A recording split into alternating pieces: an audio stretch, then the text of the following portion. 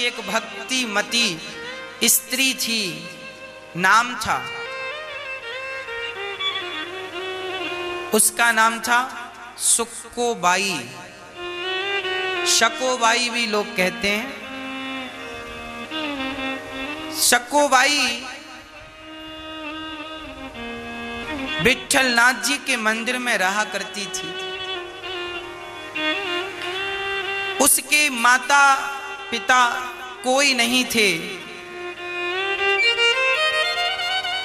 कोई छोटी सी बच्ची लाकर विट्ठलनाथ जी के मंदिर में छोड़ गया था।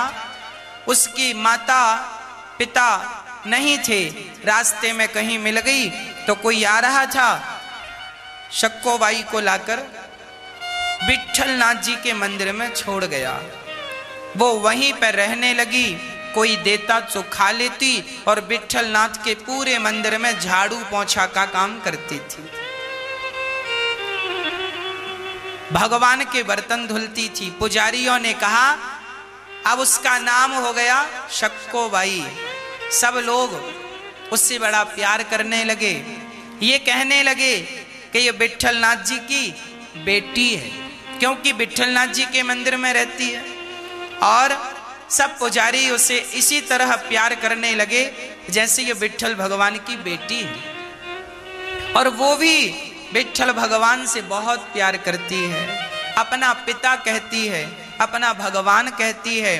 भगवान के बर्तन धुलती है, सो भगवान के लिए रोती है। भगवान के मंदिर में झाड़ू लगाती है, सो विट्ठल विट्ठल विट्ठल विट्ठल विट्ठल जाप करती है, केवल विट्ठल विट्ठल विट्ठल।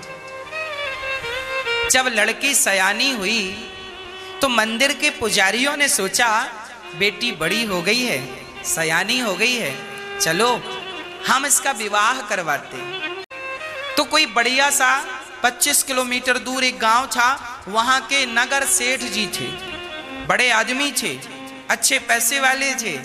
उनके बेटे से शक्को का विवाह कर दिया। सारे लोगों ने, पुजारियों ने मिलकर बड़ी धूमधाम से विवाह किया। अब शक्कोबाई गई ससुराल। बहुत ज्यादा आयु नहीं थी, 17-18 साल की लड़की थी। विवाह हुआ, ससुराल में थी, वहां भी वो सब काम करती, झाड़ू लगाती, पोंछा करती, बर्तन धुलती। पर वो काम करती जाए और बस विट्ठल जी को याद करती जाए, मेरे विट्ठल विट्ठल विट्ठल, केवल विट्ठल जी को याद करती। उसके पति उसके पास आते, उसे डांटते, सास आती डांटती, ये काम ठीक से नहीं किया, ये काम नहीं किया, 2 थप्पड़ गाल पे जमाती।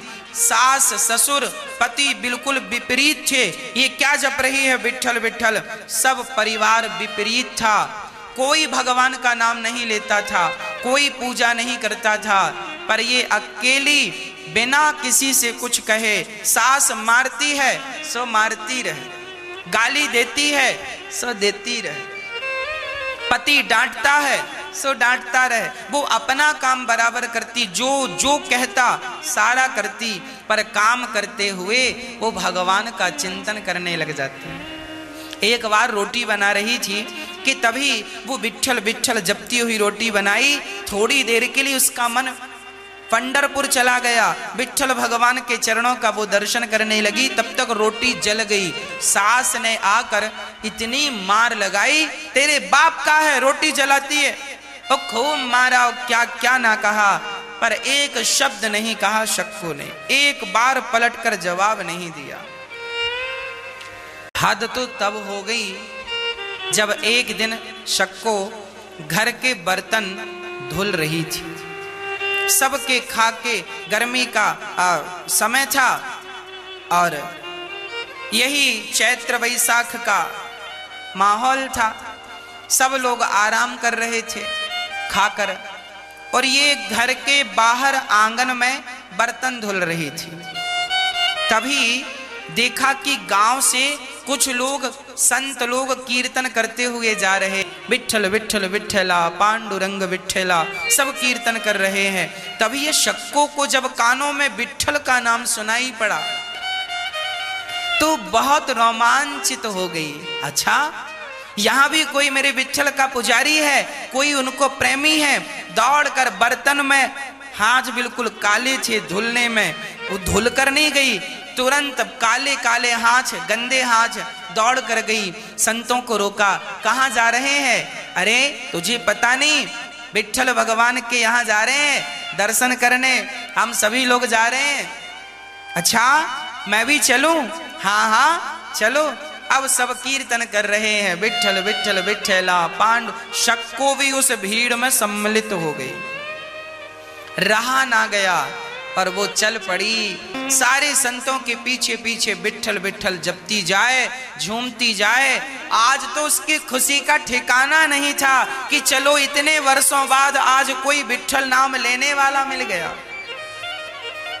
भक्त को भक्त मिल जाए तो बड़ा प्रसन्न होता है। आज हमारी जात का मिल गया, भक्त को भक्त मिल गया।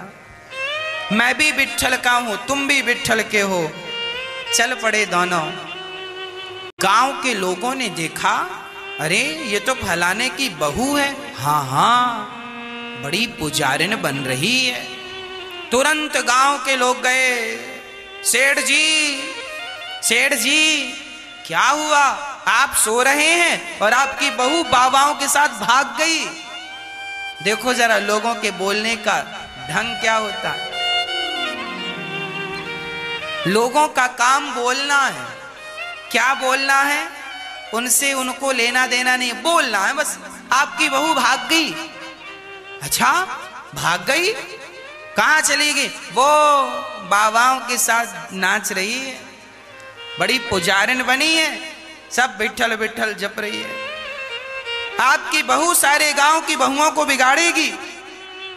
आज आपकी बहू भागी है, कल किसी और की भागेगी। अब तो सेठ जी, नगर सेठ घोड़े पर चढ़कर गए और जाकर घोड़े पर चढ़े चढ़े उसके बाल पकड़ लिए और बाल पकड़कर ना घोड़े पर चढ़े चढ़े घसीटने लगे। बाल पकड़कर, चल तुझे बनाता हूं भक्ता, चल आज तेरी खबर लेता हूं। घसीट कर सारे गांव के बीच से वो विट्ठल विट्ठल जप ही रही है। उसके मुख से विट्ठल का नाम छूटा नहीं और ससुर जी बाल पकड़कर घसीट रहे। लाकर कमरे में खंबे से कस के बांध दिया, रस्सियों से जो बांधा है। और बांध कर ससुर ने जो पिटाई की और सास ने पिटाई की और पति ने पिटाई की और जेठ ने पिटाई की और पूरा लाल कर दिया गालों को, जिससे जो बना जैसे बना खूब मारा। एक दिन गुजर गया, 2 दिन गुजर गए, घर वालों ने पानी नहीं दिया पीने को, भोजन नहीं दिया, परंतु वो अहरनिश विट्ठल विट्ठल विट्ठल। हे नाथ, मुझे अपने चरणों में बुला लो। हे प्रभु, क्या दर्शन नहीं दोगे? क्या कोई अपराध हो गया है हमसे? 3 दिन हो गए थे, आज उसकी हिम्मत टूट चुकी थी। तभी सास ससुर ने दरवाजा बंद कर रखा था, ना पानी ना भोजन, कस के बांध रखा था। और वो केवल भगवान से प्रार्थना करती मन से, हे नाथ, हे विट्ठल, क्या आपने मुझे विसार दिया? क्या अपराध किया है मैंने कि आप मेरी सुध लेते ही नहीं हैं? एक बार मुझे अपना दर्शन दे दो प्रभु, मुझे और कुछ नहीं चाहिए, आंखें तरस रही हैं, एक बार दर्शन दे दो। वो ये प्रार्थना कर रही थी कि स्वयं विट्ठल भगवान आज उसके कमरे में प्रकट हो गए और उसे तो होश ही नहीं है। वो तो नेत्र बंद करके बस विट्ठल विट्ठल जप रही है दिन रात। भगवान प्रकट हो गए और भगवान ने शक्कोबाई का रूप बना लिया। जैसी साड़ी उसने पहनी थी, इसने भगवान ने पहन ली। शक्कों की तरह बन गए भगवान, सारे रूप धारण कर सकते बन गए। और भगवान अपने हाथ से उसकी रस्सी खोलते हैं। खोलकर उसे बंधन से मुक्त किया और उसके शरीर में जो घाव थे उन घाव में भगवान ने मलहम लगाई और कान में कह दिया, सक्को विट्ठल से मिलना है, हाँ विट्ठल से मिलना है, एक बार दर्शन करना है, मेरी कोई चाहत नहीं है, कुछ मांगूंगी नहीं, बस एक बार आंखों को केवल दर्शन करना है। तो ठीक है, भगवान ने सक्कोबाई को पकड़कर घर से बाहर कर दिया। बोले चली जाओ, देखो लोग जा रहे हैं, जाओ। अब तो फिर वो दौड़ पड़ी, विट्ठल विट्ठल। और यहाँ भगवान सक्को का रूप बनाकर उसके घर में उसी रस्सी से ज्यों की त्यों बंध गए। भगवान को लगा यदि मैं नहीं मिलूंगा सक्को के रूप में तो इसके ससुर फिर से पकड़ कर ले आएंगे। तो भगवान सक्को की जगह बंध गए। सास ने दरवाजा खोला और जाकर सक्को के गाल में 2 जमाया थप्पड़। उस समय सक्को नहीं थी, भगवान थे और उसने 2 थप्पड़ जमाए, वापस आ गई। थोड़ी देर बाद पति गया, उसने भी जमाया, बड़ी भगत बन रही है। और यहाँ भगवान बंधे हैं, अपने भक्त के लिए भगवान को लातें खानी पड़ती हैं। तो भगवान अपने भक्त के लिए सब कुछ सहन करते हैं, बातें भी सहन करते हैं, लातें भी सहन करते हैं। किसके लिए? केवल भक्त के लिए। दासानुदासो भवितास्मि भूया अहम भक्त पराधीन यस्वतंत्रिवद्वज। मैं भक्तों के अधीन हूं। विट्ठल भगवान वो सक्कोबाई चलती चलती जैसे ही विट्ठल पंढरपुर पहुंची और वहां जैसे भगवान का दर्शन किया, उसका शरीर, उसके अंदर इतनी उत्कंठा थी विट्ठल भगवान से मिलने की। और जब उसने भगवान को रोकर पुकारा विट्ठल विट्ठल, उसका शरीर छूट गया, एक दिव्य ज्योति निकली और जाकर भगवान विट्ठल नाथ के चरणों में वो ज्योत समा गई। सक्कोबाई की समाधि बनाई गई। आज भी पंढरपुर में भगवान विट्ठल नाथ के प्रांगण में आज भी सक्को की समाधि। जब उसके ससुर को पता चला कि तुम्हारी बहू तो पंढरपुर में प्राण त्याग चुकी है, बड़ी भक्ता थी, भगवान के लिए रोई। ससुर जी ने कहा पंढरपुर कैसे जाएगी, मेरी बहू तो घर में बंधी है, मैंने बांध रखा है।